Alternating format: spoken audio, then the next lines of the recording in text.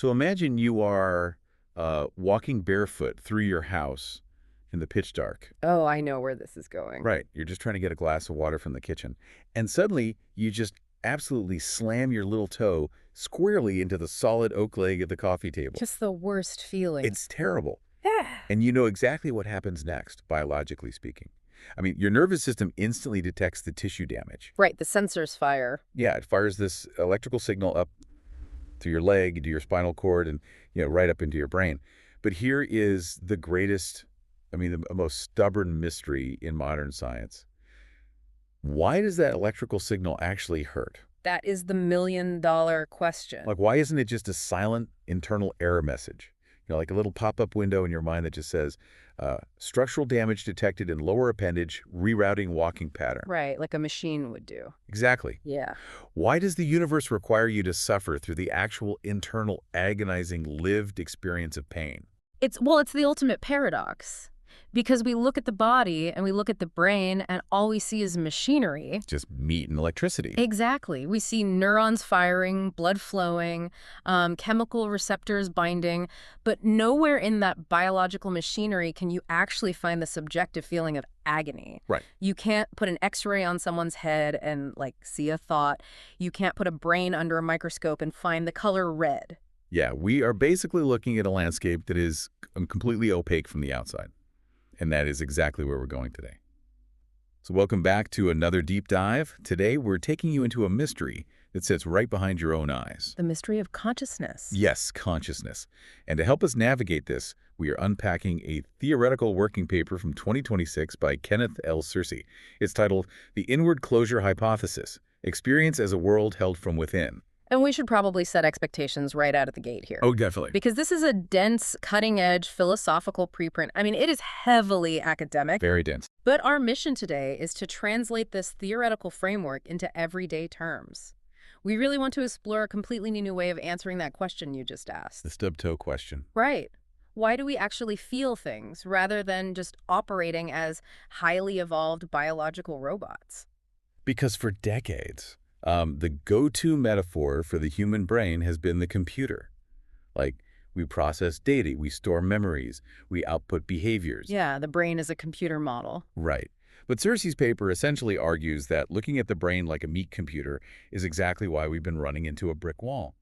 So let's just start with that brick wall. Okay, let's do it. Going back to my stub toe, if my brain is just a biological hard drive processing an impact, where exactly does the pain come from? So what you're hitting on is known in philosophy and cognitive science as the hard problem of consciousness. The hard problem? Yeah. Searcy grounds his paper in this concept, referencing foundational thinkers like Thomas Nagel and David Chalmers. And to really understand the hard problem, we first have to understand what Chalmers called the easy problems. Which, to be completely fair, aren't actually easy at all. Oh, far from it. They're incredibly difficult.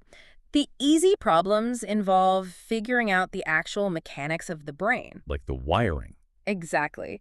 How does the visual cortex process light? How do we pull a memory out of long-term storage? Or, how do motor neurons coordinate to let you catch a baseball? Right, right. These are phenomenally complex scientific challenges, but functionally, they're just engineering problems. Because if you have enough time and money. Yes. Time, funding, good enough scanning technology. You can eventually trace the wiring and figure out the mechanism. So it's a mechanical puzzle. You just map the inputs to the outputs. Exactly. But the hard problem is entirely different. The hard problem asks, why is there something it is like to be a conscious subject? Right. Why does it feel like anything? Yes. Why does the processing of light wavelengths magically turn into the vivid, subjective experience of seeing a sunset? Why doesn't all this complex information processing just happen in the dark, completely devoid of any internal feeling? And it seems like a lot of current scientific theories try to solve this just by piling on more machinery. Like, they argue that if you just get a complex enough computer, it'll eventually just wake up. Yeah, that is definitely the dominant materialist assumption. The idea is basically that if we add 1 billion more neurons, or if the computational speed just becomes exponentially faster. Just crank up the processing power. Right, or if the information flow integrates in some incredibly complex mathematical pattern, then consciousness will somehow just spark into existence. Like a light bulb turning on. Exactly. But Searcy argues that this leaves a massive explanatory gap. More mechanism doesn't explain feeling. Okay, wait. I want to test an analogy on you to see if I'm, like, wrapping my head around this distinction between processing and feeling. Sure, lay it on me. Let's look at a high-end, modern smart home security system. Okay. You've got window sensors, motion detectors, porch cameras, and a central processing hub.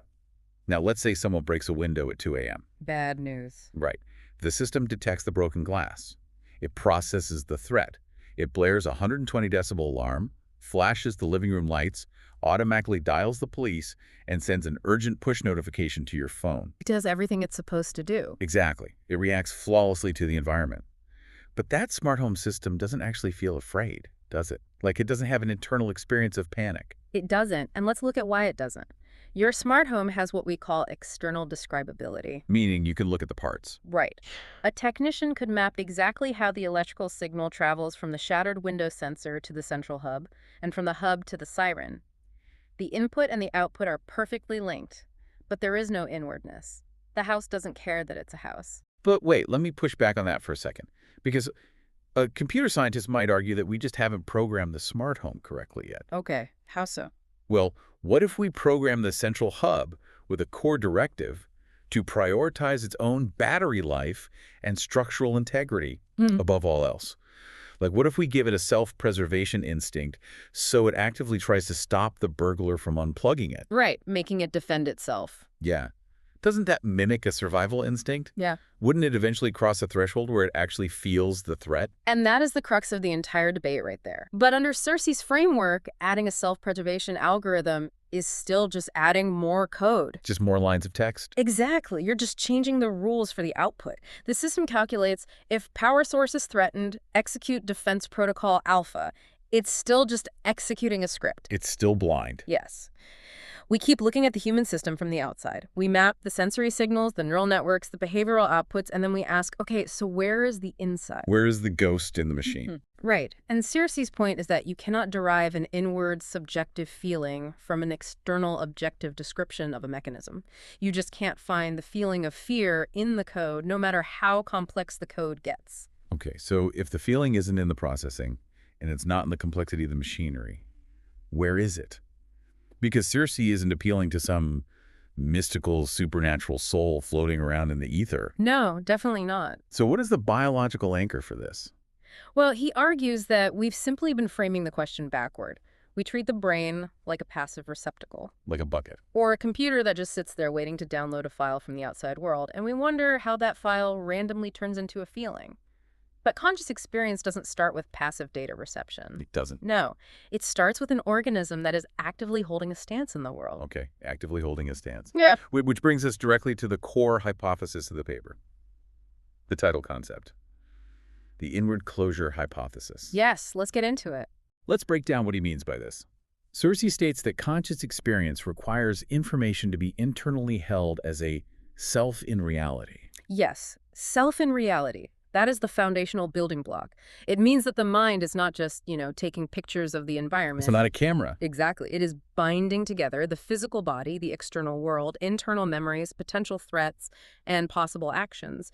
And it's wrapping all of that around a central perspective that is desperately trying to maintain itself. So it's not a passive observer. It's an active, ongoing construction project. And here is the trickiest part to grasp, at least phenomenologically. Searcy emphasizes that you and I do not experience this constructed model as a model. What do you mean? Well, when you walk into your kitchen to get that glass of water, you don't think to yourself, my brain is currently rendering a high-fidelity 3D simulation of a refrigerator based on incoming photon data. I just see the fridge. Exactly. You experience it simply as the world. We feel like we are looking out through a transparent window at raw reality, but we aren't. We're in a simulation. We are living inside a highly biased, actively held simulation that places our vulnerable body at the absolute center. Wow.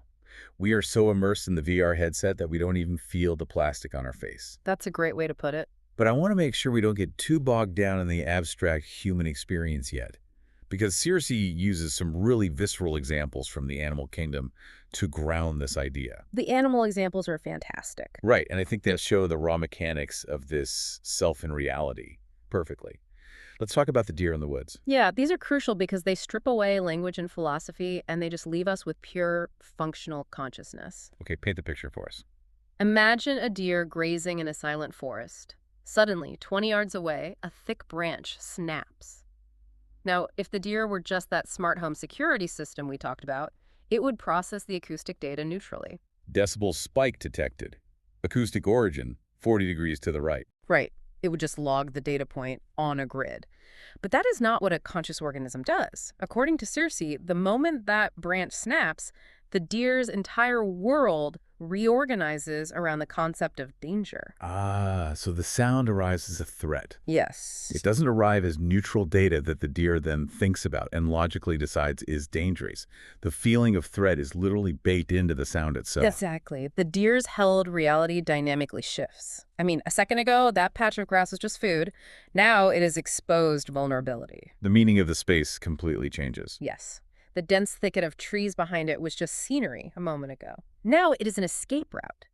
The entire spatial environment is instantly remapped based on what matters to the deer's physical survival. It's all about the stakes, right? The deer isn't just processing information, it is holding a world that is closed inward around its own vulnerability. That's inward closure. He has another example that is honestly tough to read, but incredibly illustrative. He talks about an abused dog reacting to a raised hand. Yes, a very powerful example. Like, if a dog has a severe history of physical trauma, and a human nearby simply raises their hand to scratch the back of their own neck, the dog doesn't neutrally observe the geometry of the movement. It doesn't calculate human appendage elevating at a moderate velocity. No, the dog cowers immediately. It drops to the floor. Right. The dog experiences that raised hand as an imminent, terrifying threat before any cognitive judgment or thinking actually takes place. The visual information of the hand is completely drenched in the meaning of danger. And we can look at the reverse of that, too. Think of a mother animal returning to her den to view her offspring. Oh, She doesn't see her pups as, neutral biological objects occupying spatial coordinates. She perceives them as urgently, profoundly hers. they're a piece of her reality. They are objects of ultimate life or death concern. In all of these cases, the deer, the abused dog, the mother, the information is not sitting in a database. It is being held as a lived reality. So the world closes inward around a subjective perspective that actually cares about what happens next.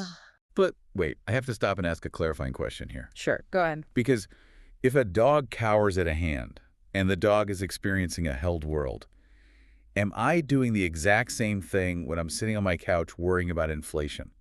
Or like wondering if I chose the right career path? That's a really good question. Is a cat mapping out the layout of my living room having the exact same type of conscious experience as me pondering my own existence? That's a vital distinction to make, and Searcy draws a very sharp line here. He differentiates between a local map and human symbolic worldhood. Human symbolic worldhood. Right. They rely on the exact same underlying mechanism of inward closure, but the scope is vastly different. For the cat, the deer, or the dog, the held world is almost exclusively a local map. Meaning it's immediate. Yes, it is tied to immediate physical stakes. Where is the food right now? Where's the predator right now? Where can I hide right now? It's heavily action-oriented and geographically bound. So an animal's map is strictly tied to physical proximity and immediate time. Generally speaking, yes. But humans possess a massive evolutionary upgrade. We have episodic memory, complex language, narrative belief, and abstract story. Right, we can think about the past and the future. Exactly. These tools allow our local map to stretch out into a sprawling symbolic world. I mean, a deer is afraid of the wolf standing directly in front of it. You can be afraid of a hypothetical economic collapse that might happen 10 years from now. So a human doesn't just feel physical pain from a scraped knee. We can feel psychological pain from a rejected job application. Yes. And then we can place that pain inside a massive, sprawling narrative about our own self-worth, the fairness of society, and the trajectory of our entire life. Precisely. The human map expands to include highly abstract concepts, but the foundational biological architecture, the necessity of the mind to hold a world from within a central self-maintaining perspective, that remains identical. We just have a much bigger, much more complicated map. Okay, so this word held keeps coming up. Mhm. Experience is a world that is held. But what does that actually mean mechanically? It's a specific use of the word. Yeah, because if I say I'm holding something, I usually mean I have physical possession of it. I'm holding a cup of coffee. Or in computer terms, a hard drive holds a file. Yeah. But Searcy makes a huge point of saying that holding a world is absolutely not the same thing as storing data. Right. He is incredibly strict about this. This is where we have to finally kill the computer metaphor entirely. Searcy states that a file stores information, a camera registers light, a machine processes input, but none of these things generate inwardness. Because they're passive. Exactly. Storing data is passive. Holding a world is an active, ongoing biological necessity. So to clarify the mechanics of this, Searcy breaks down this concept of holding into three specific pillars. He says information must play three specific roles to be considered part of a conscious, held world. I want to walk through these slowly because this really seems to be the engine of his entire theory. Let's do it. The first pillar is relevance. What does information need to do to be considered relevant? Relevance means the incoming information actually matters to the organism's survival, its vulnerability, its need for repair, or its goals. It has to have stakes. Exactly. It isn't neutral trivia. It has a weight. It exerts a pressure on the organism. If a piece of data doesn't have stakes, it doesn't enter the held world in any meaningful way. It's just ignored. Okay, got it. The second pillar is perspectival location. This means the information isn't floating around as an abstract universal truth.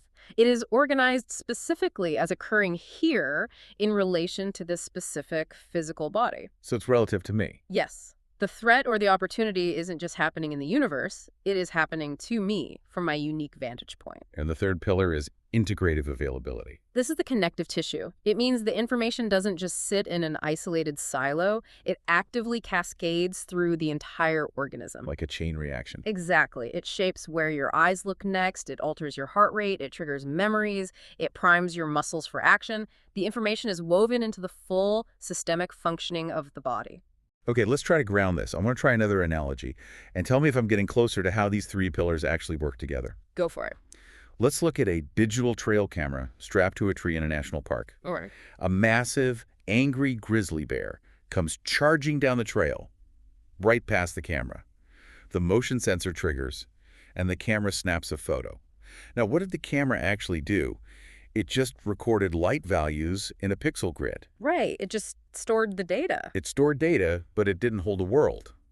Because the photo has no relevance, the camera cannot be eaten, so it doesn't care. Right. No stakes. It has no perspectival location. The camera isn't a self that feels threatened by proximity. Yeah. And it has no integrative availability.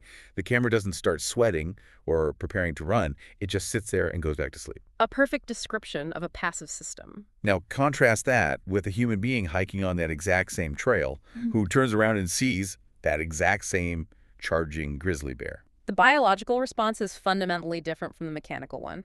Exactly. For the human, the visual data of the bear doesn't just sit on the retina as pixels. It is instantaneously slammed through those three pillars. Yes, all at once. First, relevance. The human brain immediately recognizes, I am made of meat, and that thing eats meat.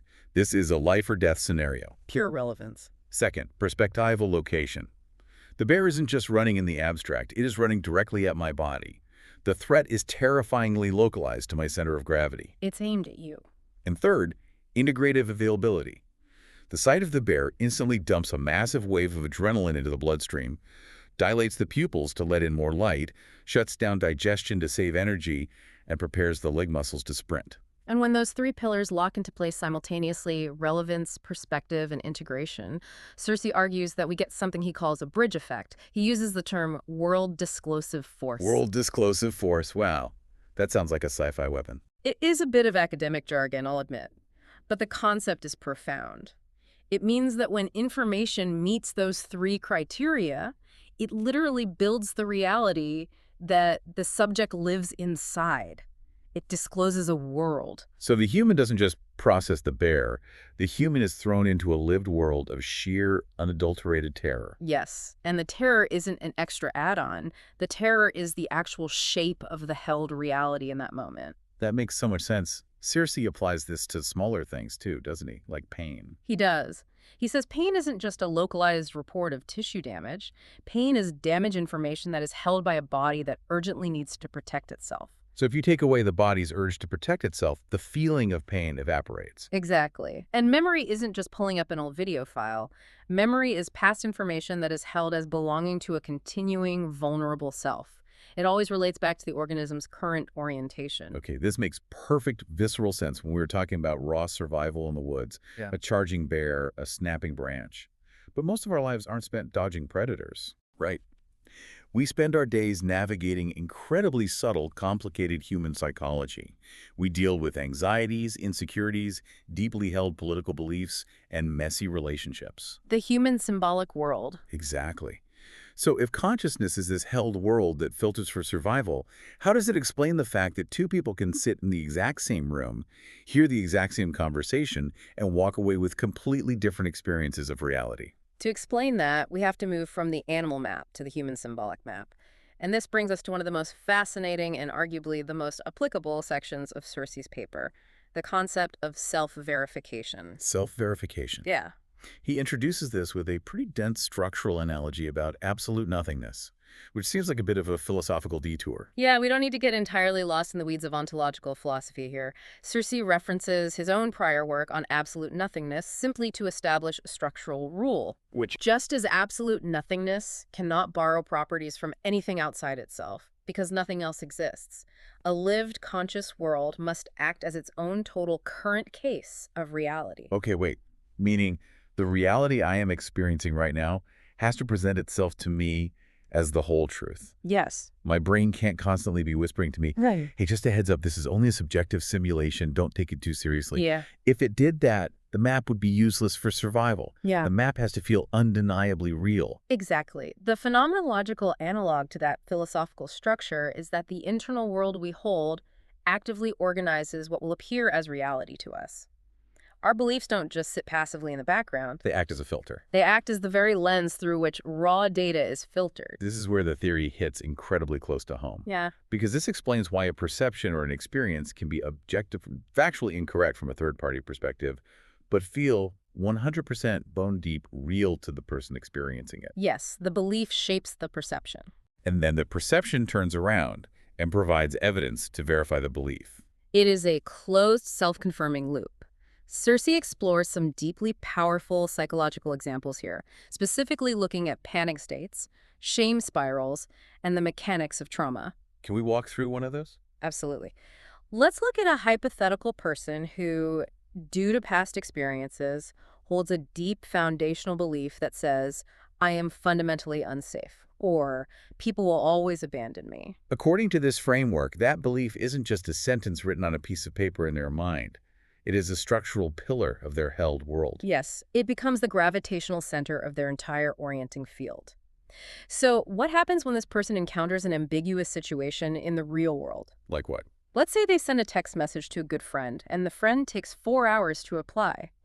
Okay.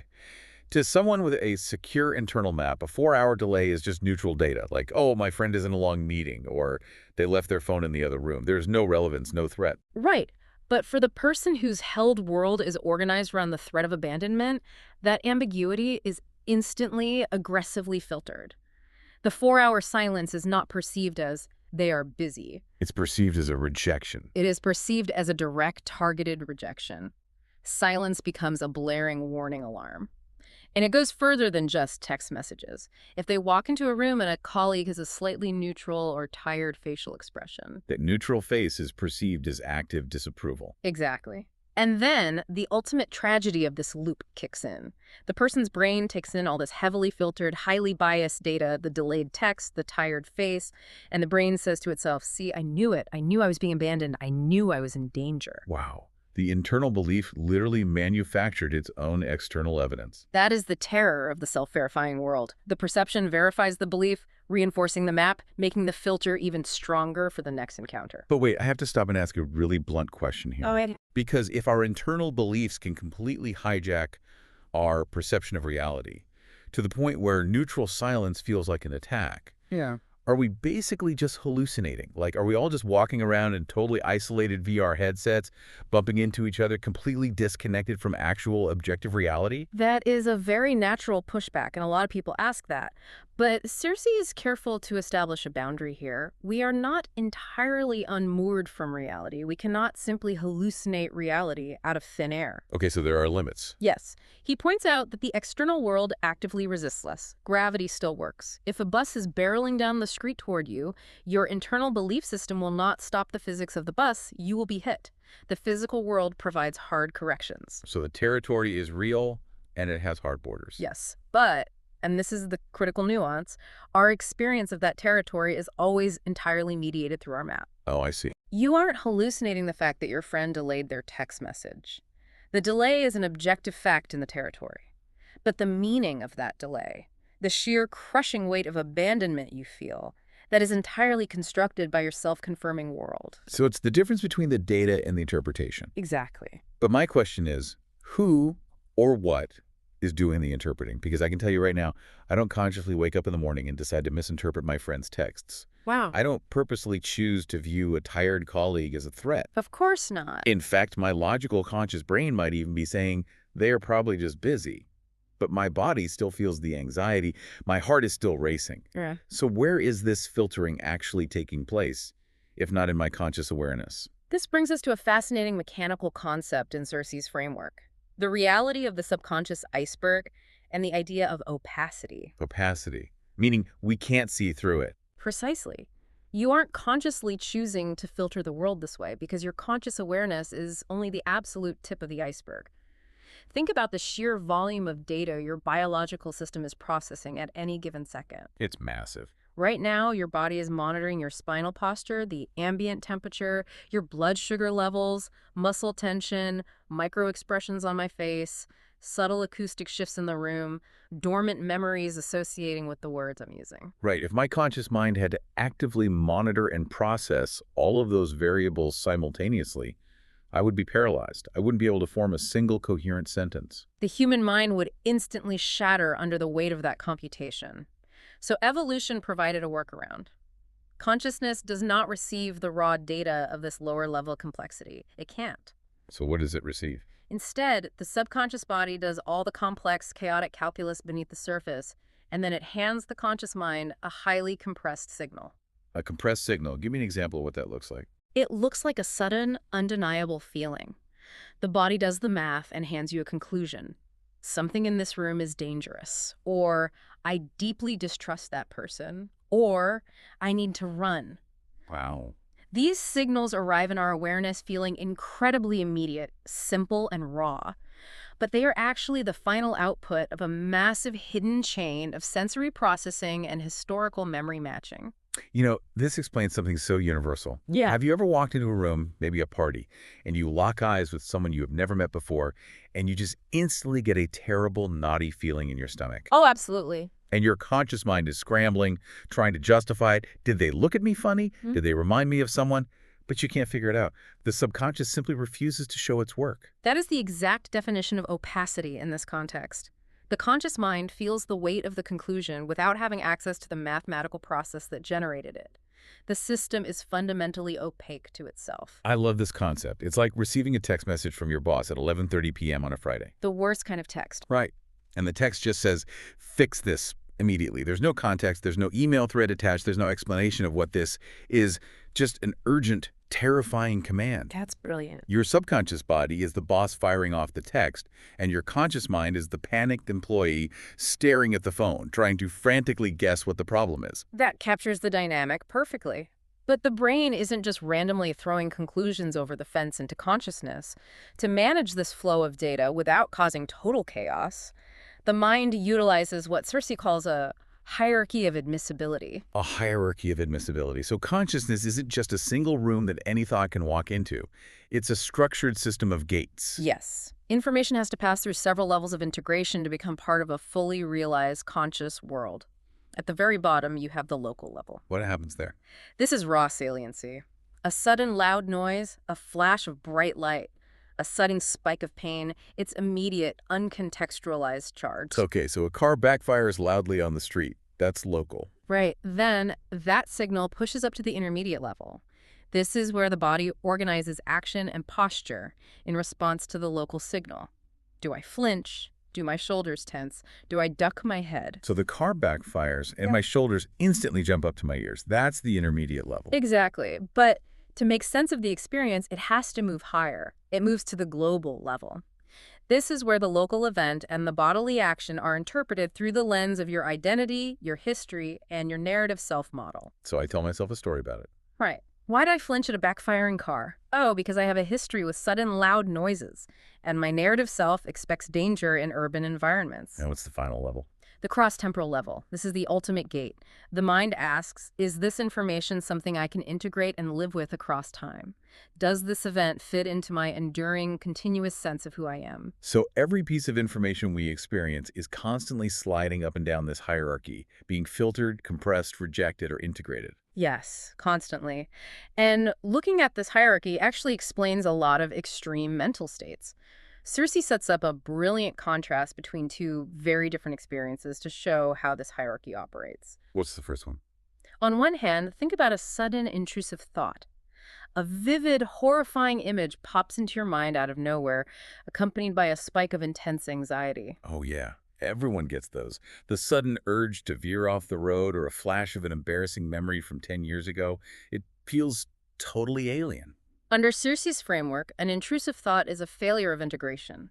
It is a highly charged local content that managed to bypass the intermediate gates and break directly into global awareness. But it couldn't stick. Exactly. It couldn't be bound to your cross-temporal identity. It feels unstable and dysregulating, precisely because it hasn't been properly integrated into the hierarchy. It's a rogue signal. Say, trespasser in the conscious mind.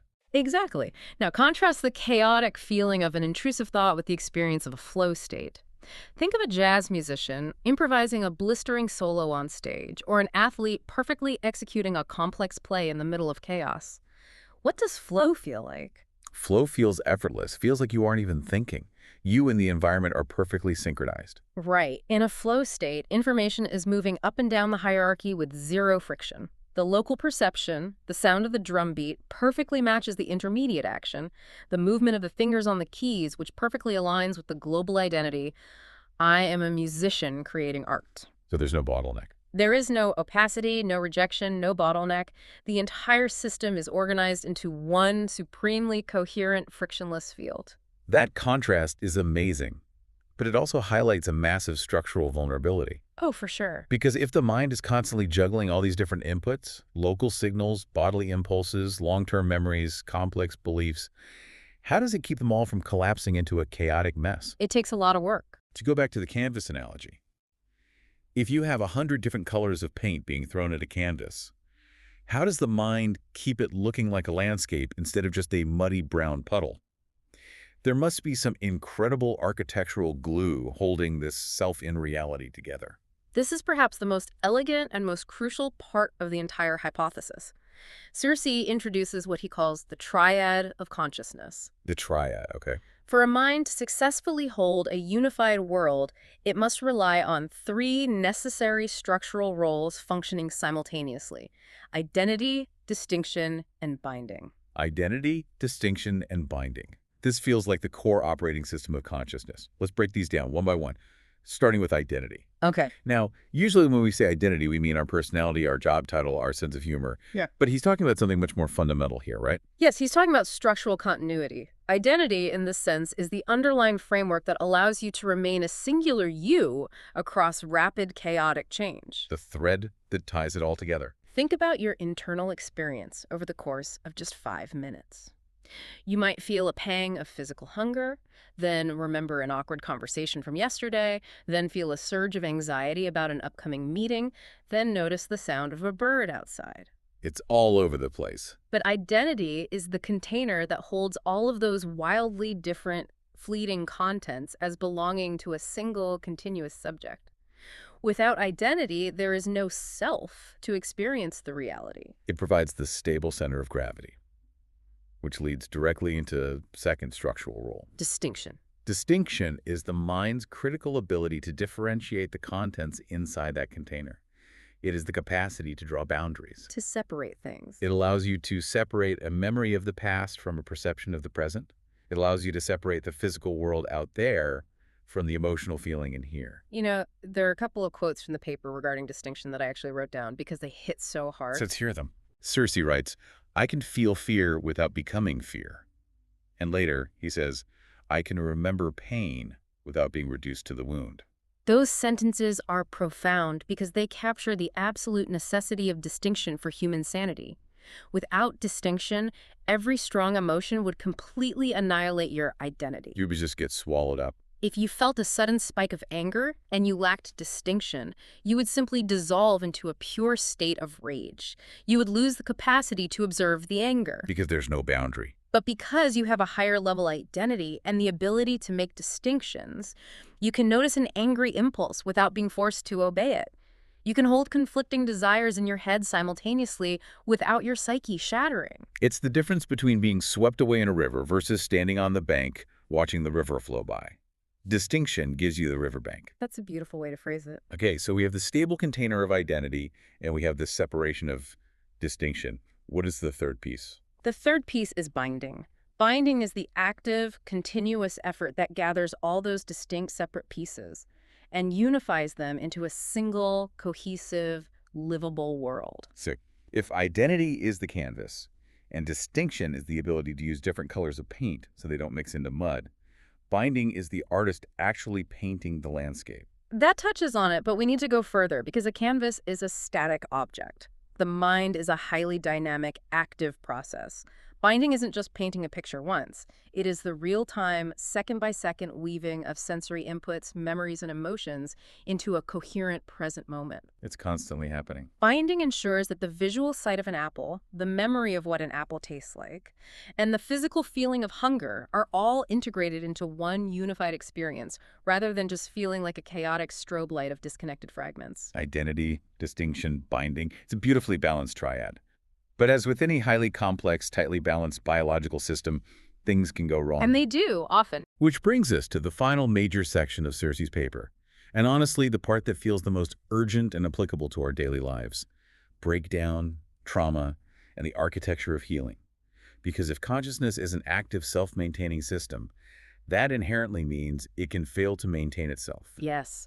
Breakdowns occur when the local contents, an overwhelming spike of fear, a horrific traumatic memory, an unbearable loss, are too massive or too volatile to be held by the higher-level identity. The system's structural integrity buckles under the weight of the information. And Searcy points out that this breakdown usually manifests as a failure of balance within that triad. He outlines two specific failure modes. The first is when distinction overwhelms binding. What does that actually look like in human experience? When distinction overpowers binding, the mind's unifying glue essentially dissolves. The system creates too many boundaries, too many separations, and loses the ability to pull them back together into a single world. It breaks apart. Experientially, this maps directly onto what clinical psychology calls dissociation. The fragmentation of reality. Exactly. The pieces are all still there, but they aren't bound into a coherent present. The person might feel completely unmoored from their physical body. The environment might suddenly look flat, artificial, or dreamlike. But they aren't really there. They might feel like they are floating above themselves, watching a movie of their own life. The system has shattered into distinct fragments to protect itself from an overwhelming input, sacrificing the unified world in the process. It's an emergency circuit breaker. Yeah. But then there is the second failure mode, which is the exact polar opposite. What happens when binding completely overwhelms distinction? This is where things become incredibly destructive in a very different way. When binding overwhelms distinction, the mind loses its ability to separate anything. It all mushes together. Everything fuses together into a single, monolithic, absolute emotional certainty. This is the mechanical engine behind those self-confirming trauma loops we discussed earlier. The loss of the riverbank. You were just drowning in the river. Precisely, because the mind cannot distinguish between a neutral event in the present and a traumatic event from the past. Everything gets bound together. All ambiguity becomes danger. Give me a real-world example of that. A minor critique from a spouse isn't distinctly separated as feedback on a specific action. It is immediately bound to the core identity as total, unredeemable condemnation. Oh, wow. The person loses the crucial internal space to say, I am a safe person who is currently feeling a memory of fear. Instead, they fuse entirely with the belief the world is objectively, currently dangerous. And this framework explains something that is so deeply frustrating and frankly heartbreaking when you are trying to help someone you love. What's that? Well, if you have a friend who is trapped in a shame spiral or someone having a panic attack, your first instinct is to try and give them better data. You look at them and say, you are safe. Nothing is attacking you. You try to logic them out of it. Or you say, you are loved. You have value. You present them with perfectly logical, objectively true information, and it completely bounces off. It has absolutely zero effect. It bounces off because of the hierarchy of admissibility we talked about. You are offering them a piece of new information, but their internal filter, their held map, is currently structured around the absolute certainty of danger or worthlessness. Therefore, your statement of love is ruled inadmissible. It cannot pass the gate. It's literally rejected by the operating system. Worse than rejected. It is actively intercepted and mistranslated to fit the broken map. Mistranslated how? If a person's entire reality is structured by shame and you offer them genuine love, the map twists that input. The care is perceived as pity. The reassurance is perceived as a manipulative lie. The fact that you are trying to help them is twisted into further proof that they are deeply, irreparably broken. God, the very medicine you are offering is turned into poison to verify the belief. It's a devastating cycle. But Searcy doesn't just leave us in the dark here. If psychological pain is caused by a broken, self-confirming map, then healing isn't just about thinking happy thoughts or practicing daily affirmations. Healing requires the literal reconstruction of the held world. And he provides a deeply hopeful, mechanical insight on how to start that process. He does. He states profoundly that distinction is the beginning of freedom. Distinction is the beginning of freedom. Let's unpack that. If the problem of trauma is fusion, if the past has fused with the present and the map has fused with the territory, then the cure is to reintroduce distinction. You have to separate them again. You have to find a way to gently drive a wedge between the raw reality of the world and the interpretation of the map. You have to interrupt the self-confirming loop. And how do we actually do that? Because we've established that the subconscious is opaque, and it filters this stuff before we even realize it. We do it by engaging our highest cognitive capacities to ask specific, surgical questions that force the mind to draw boundaries. What kind of questions? Searcy lists several internal questions designed to interrupt the field. Questions like, what is actually happening objectively right now in this room? What layer of meaning did my body add to the situation? What did my past wound interpret? What did my fear predict would happen? And did it actually happen? Those questions are incredible because they don't try to deny the feeling. They don't say, you shouldn't feel afraid. They say, let's separate the signal from the interpretation. Exactly. They restore distinction. They allow a person to look at that delayed text message and say, okay, the objective signal is, my friend hasn't texted back in 4 hours. The interpretation my past wound automatically added is, they hate me and I'm being abandoned. So by explicitly separating those two things, you are showing your own mind that there is a difference between the world out there and the way the world is being held in here. You are stepping out of the VR headset just for a split second, just long enough to remind yourself that it's a headset. And Searcy suggests that this capacity, this ability to step back, examine the map where you're using and actively revise it, is the ultimate highest function of human consciousness. It's not just about experiencing reality. It's about taking responsibility for how we hold it. It is an incredibly empowering conclusion to a deeply theoretical paper. We are vulnerable systems. We can suffer profoundly inside the worlds we hold. But because we possess identity and distinction, we also have the architectural capacity to repair those worlds. Okay, we have covered an immense amount of ground today, and I want to make sure we tie it all together. It's been a journey. We started with the cold, mechanical, hard problem of how biological wiring could ever produce a subjective feeling. We moved through Searcy's inward closure hypothesis, exploring how experience isn't passive data processing, but an active, lived orientation, a self in reality. We looked at the 3 pillars of holding information relevance, perspective, and integration. We dove into the opaque subconscious filtering that builds our self-confirming maps of the world. And finally, we explored the triad of identity, distinction, and binding, and how restoring distinction is the key to healing our broken maps. It is a sweeping, comprehensive framework. And if there is one central thesis to carry away from Searcy's work, it is this. Experience is not raw information. Experience is a world held from within. Exactly. So what does this mean for you, the listener, as you go back into your life this week? The practical application. The next time you feel a sudden overwhelming wave of anxiety, or the next time you find yourself instantly infuriated by a perceived slight or terrified by an ambiguous silence, I want you to remember this deep dive. Remember the map. I want you to remember that you are looking at your map. You are not necessarily looking at the territory. You have the structural capacity, the conscious power, to pause in that exact moment, take a breath, introduce distinction, and ask yourself, what is my wound interpreting right now? What is the signal and what is the story? You have the power to revise your map. It fundamentally changes how you view your own mind. You are not a passive victim of your perceptions. You are the active architect of your held world. But before we wrap up today, I want to leave you with one final, slightly provocative thought. Something to chew on that builds on a very brief mention Searcy makes at the end of the paper regarding artificial boundaries. This is where it gets really sci-fi. We have spent this entire hour talking about biology. We've talked about how consciousness requires a vulnerable biological system that actively tries to maintain itself. A system that can become overwhelmed, that can break under the pressure of incoming data, and that requires active internal repair. Right, the necessary structural conditions for a lived, conscious world. So look at the trajectory of technology right now. Look at where artificial intelligence is heading. We are building increasingly complex autonomous systems. Systems that learn and adapt. What happens when we program an AI to autonomously self-regulate? What happens when we give it core directives that it must fiercely protect at all costs? What happens when an AI is forced to build its own internal map of its vulnerabilities in order to survive and navigate a highly unpredictable, dangerous environment? It's a terrifying thought. If we build a machine that actively holds an internal model of its own self-preservation, at what point does that machine's attempt to repair its internal map stop being just invisible, unfeeling lines of code? At what point does the complexity cross the bridge of inward closure? That is the ultimate boundary question. At what point does a sophisticated diagnostic error code become a truly stubbed toe? When does a broken motherboard become a broken heart? If inward closure is the engine of experience, we might accidentally build it before we even understand it. It is definitely something to think about. Thanks so much for joining us on another deep dive.